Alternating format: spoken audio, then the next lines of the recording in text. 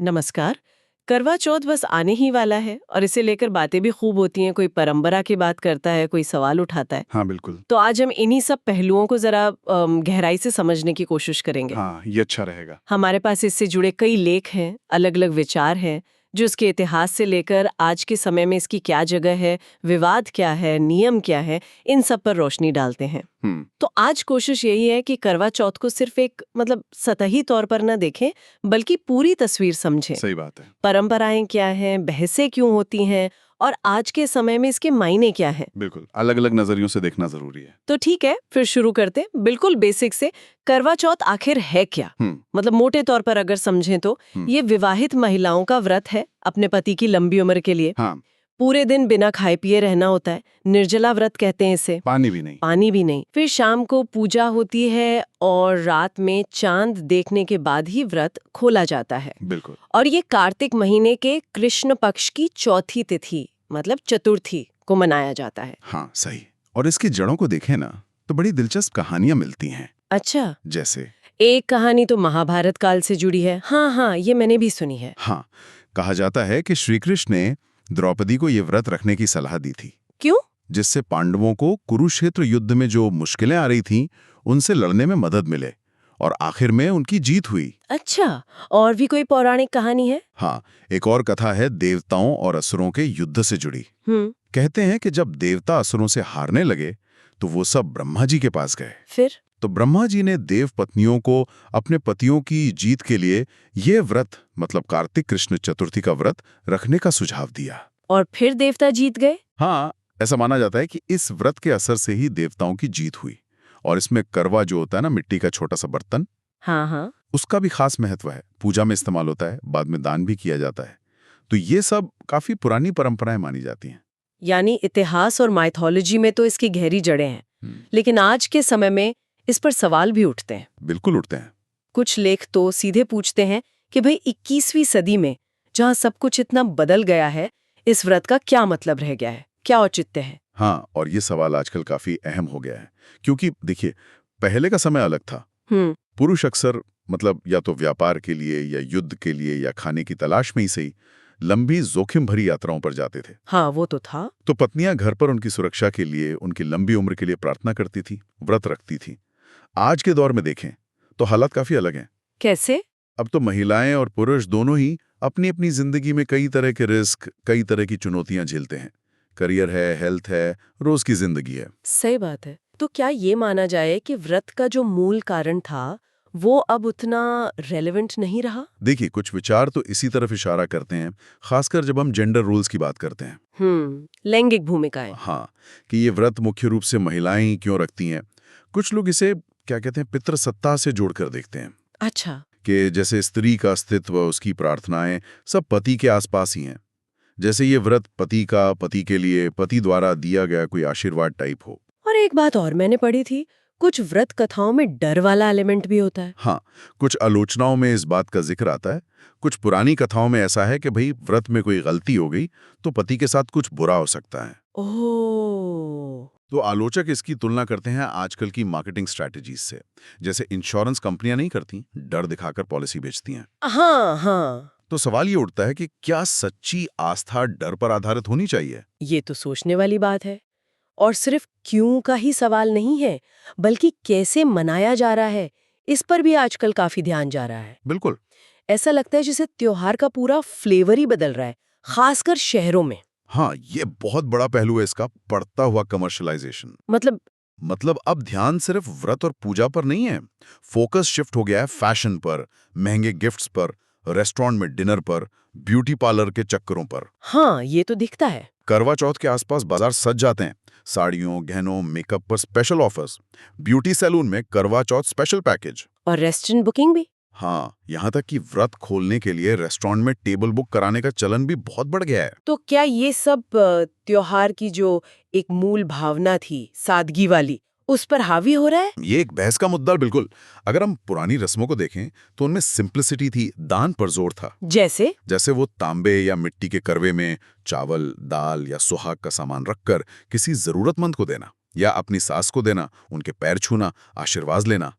वो आपसी रिश्तों पर फोकस था। बिल्कुल, रिश्तों और सादगी पर। आज जो ग्लैमर और खर्चा जुड़ गया है वो यकीनन उस पुरानी तस्वीर से बहुत अलग है। तो सवाल उठता है कि क्या ये त्योहार अब अपनी असलियत खो रहा है? कहीं ये दिखावा या फैशन स्टेटमेंट तो नहीं बनता जा रहा? इस पूरी बहस में एक और नजरिया है, आध्यात्मिक वाला। हमने प्रेमानंद जी महाराज के विचारों के बारे में भी पढ़ा। उनका एक वीडियो काफी वायरल हुआ था। हाँ, उनका दृष्टिकोण थोड़ा अलग है। वो कहते हैं कि कोई भी व्रत हो या पूजा पाठ, वो मृत्यु को नहीं टाल सकता। अगर वो होनी लिखी है तो लिखी है। मतलब उनका मानना है कि विधाता ने जो भाग्य में लिख दिया है वही होकर रहेगा। जीवन और मृत्यु तो ईश्वर के प्लान का हिस्सा है, उसे इंसान अपने कर्मकांड से बदल नहीं सकता। तो फिर उनके हिसाब से व्रत का क्या महत्व है? क्या ये बिल्कुल बेकार है? नहीं, वे इसे बिल्कुल बेकार नहीं कहते। वो व्रत को एक छोटा सा सपोर्ट मानते हैं। छोटा सा सपोर्ट? कैसे? उनका उदाहरण था कि मान लीजिए किसी की आयु तो निश्चित है, लेकिन उसके जीवन में कोई छोटी मोटी मुसीबत आने वाली है, जैसे कोई बीमारी या एक्सीडेंट, तो शायद माँ या पत्नी का व्रत उस संकट को टालने में या हल्का करने में मदद कर सकता है। अच्छा। लेकिन जहां तक जीवन मृत्यु के परम सत्य का सवाल है, उसे कोई व्रत या मंत्र नहीं बदल सकता। वो फर्क करते हैं निश्चित भाग्य और अनिश्चित छोटे मोटे संकटों के बीच। उनका जोर इस बात पर है कि हमें बड़ी तस्वीर देखनी चाहिए और ईश्वर की योजना पर भरोसा रखना चाहिए। ये एक दिलचस्प नजरिया है। अच्छा, अब जरा इसके नियमों और प्रैक्टिकल चीजों पर आते हैं।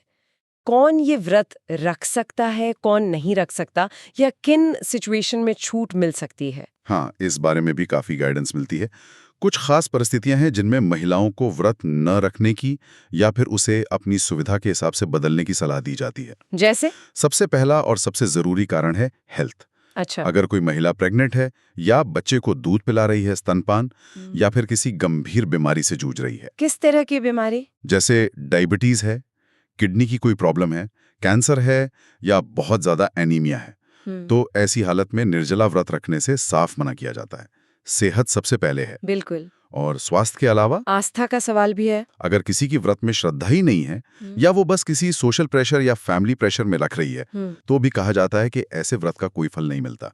मन में सच्ची भावना होनी चाहिए। और कुछ पर्सनल सिचुएशंस भी हो सकती हैं। हाँ बिल्कुल, जैसे पति पत्नी के बीच रिश्ते ठीक नहीं है, सेपरेशन चल रहा है, या कोई और कॉम्प्लिकेटेड पर्सनल वजह है, तभी कहा जाता है कि व्रत ना रखें। और एक सूतक की बात हुई थी पहले। हाँ, सूतक यानी परिवार में किसी के जन्म या मृत्यु के बाद जो अशुद्धि का समय माना जाता है। उस दौरान क्या होता है? ऐसे समय में आमतौर पर पूजा पाठ करना मना होता है। तो महिला व्रत भले ही रख ले अगर उसकी सेहत ठीक है, लेकिन वो खुद पूजा नहीं कर सकती या पूजा की चीजों को हाथ नहीं लगा सकती। अच्छा, और अविवाहित लड़कियों का क्या वो रख सकती हैं ये व्रत? पारंपरिक रूप से देखें तो ये व्रत शादीशुदा महिलाओं का ही है। क्यों? क्योंकि ये पति की लंबी उम्र के लिए है और पूजा के बाद पति ही पानी पिलाकर व्रत खुलवाता है। लेकिन हाँ, आजकल एक ट्रेंड ये भी देखने में आता है कि कुछ अनमैरिड लड़कियां भी अपने मंगेतर के लिए या बॉयफ्रेंड के लिए ये व्रत रखने लगी हैं। इस पर अलग अलग राय हो सकती है। बिल्कुल।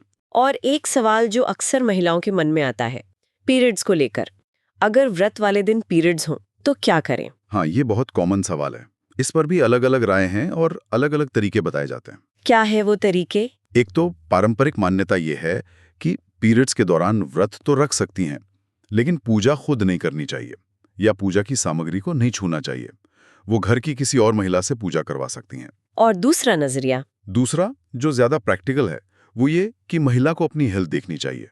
अगर उसे कमजोरी लग रही है या कोई और दिक्कत है, तो वो निर्जला व्रत के बजाय फलाहार व्रत रख ले, मतलब फल वगैरह खा ले। या फिर सिर्फ मानसिक रूप से पूजा कर ले, जिसे मानस पूजा कहते हैं।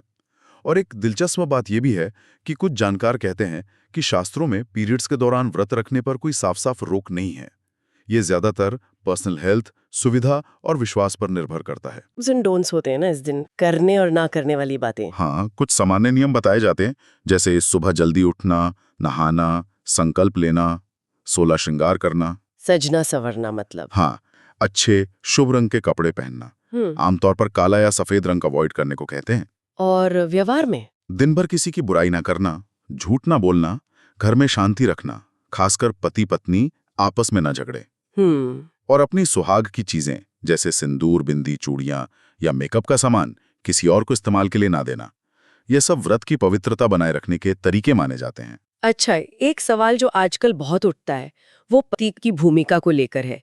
क्या पतियों को भी व्रत रखना चाहिए? इस पर क्या सोचते हैं लोग? इस पर बहुत मिक्स्ड रिएक्शन मिलते हैं। हाँ, कई पत्नियां अब ये चाहने लगी हैं कि उनके पति भी उनके साथ व्रत रखें। क्यों? वो इससे सिर्फ बराबरी का मामला नहीं मानती, बल्कि प्यार और केयर दिखाने का तरीका मानती हैं। कहती हैं कि महंगे तोहफों से ज्यादा अच्छा लगता है जब पति साथ में ये मुश्किल व्रत रखता है। इससे रिश्ता मजबूत फील होता है। और क्या पति रखते हैं व्रत? हाँ, कुछ पति बिल्कुल रखते हैं। खासकर जिनकी लव मैरिज हुई है, उनमें ये ट्रेंड ज्यादा देखा जाता है। वो इसे अपनी पत्नी के लिए रिस्पेक्ट और प्यार दिखाने का तरीका मानते हैं। लेकिन सब नहीं रखते होंगे। नहीं, बिल्कुल नहीं। कई पति प्रैक्टिकल दिक्कतें बताते हैं, जैसे उन्हें दिन भर बाहर काम करना है, भाग दौड़ है, तो उनके लिए बिना पानी पिए रहना बहुत मुश्किल है। कुछ कहते हैं कि भाई हमने तो कभी इस बारे में सोचा ही नहीं, क्योंकि ये तो हमेशा से औरतों का ही व्रत रहा है। तो क्या सिर्फ साथ में व्रत रखना ही असली सपोर्ट है या कुछ और भी है? कुछ विचार इससे भी आगे जाते हैं। एक नजरिया ये है कि सच्चा सपोर्ट सिर्फ एक दिन भूखा रहने से नहीं आता। तो फिर कैसे आता है? घर में बराबरी की बात करें, ये कहें कि पति पत्नी के रिश्ते में कोई ऊपर या नीचे नहीं है, और पुरानी सोच को बदलने में मदद करें। यानी आलोचनाएं भी हैं, सवाल भी हैं, रूप भी बदल रहे हैं, लेकिन फिर भी ये त्योहार इतने सालों से चल रहा है। इसका मतलब इसका कोई स्थायी सांस्कृतिक महत्व भी तो होगा? बिल्कुल है। आलोचनाओं के बावजूद बहुत से लोग इसे आज भी प्रेम, त्याग और पति पत्नी के बीच के बंधन को मजबूत करने का प्रतीक मानते हैं। हाँ, ये तो है। ये एक मौका होता है जब कपल एक दूसरे के लिए अपनी फीलिंग्स एक्सप्रेस करते हैं, रिश्ते को एक नई एनर्जी देते हैं। और सिर्फ रिश्ते तक ही सीमित है या और भी कुछ? नहीं, इसे तपस्या और सेल्फ डिसिप्लिन के तौर पर भी देखा जाता है। पूरे दिन बिना पानी पिए रहना ये इच्छा शक्ति दिखाता है, आत्मनियंत्रण दिखाता है। और प्रकृति से जुड़ाव? हाँ, वो भी है। रात में चांद की पूजा होती है। चांद को शीतलता, शांति, सुंदरता का प्रतीक मानते हैं। तो ये एक तरह से नेचर के प्रति सम्मान दिखाना भी है। कुछ लोग तो ये भी मानते हैं कि यही भारतीय संस्कृति की ताकत है कि महिलाएं मॉडर्न लाइफ जीते हुए भी अपनी इन परंपराओं को निभा रही हैं। जोर अक्सर इसी बात पर होता है कि रिश्ते में आपसी सम्मान और प्यार हो, चाहे व्रत रखा जाए या ना रखा जाए। लेकिन इस पूरी चमक दमक वाली तस्वीर में एक पहलू ऐसा भी है जिसपे शायद कम बात होती है। कौन सा? उन महिलाओं का क्या जो मुश्किल हालात से गुजर रही हैं। हाँ, ये एक बहुत ही सेंसिटिव और जरूरी सवाल है। उन महिलाओं के लिए इस त्योहार का क्या मतलब है जो मान लीजिए घरेलू हिंसा झेल रही हैं, या दहेज के लिए सताई जा रही हैं, या जो गंभीर बीमारियों से लड़ रही हैं, या विधवा हो चुकी हैं, या वो महिलाएं जो गरीबी या किसी और वजह से कभी शादी ही नहीं कर पाई। सही कहा। क्या ये त्योहार उनके लिए कोई मायने रखता है या शायद उनके जख्मों पर नमक जैसा लगता है? ये वो पहलू है जो अक्सर इस त्योहार की रौनक के पीछे कहीं छिप जाते हैं। बिल्कुल सही कहा। ये सोचना बहुत जरूरी है। तो इन सारी बातों को अगर हम समेटें तो क्या समझ आता है?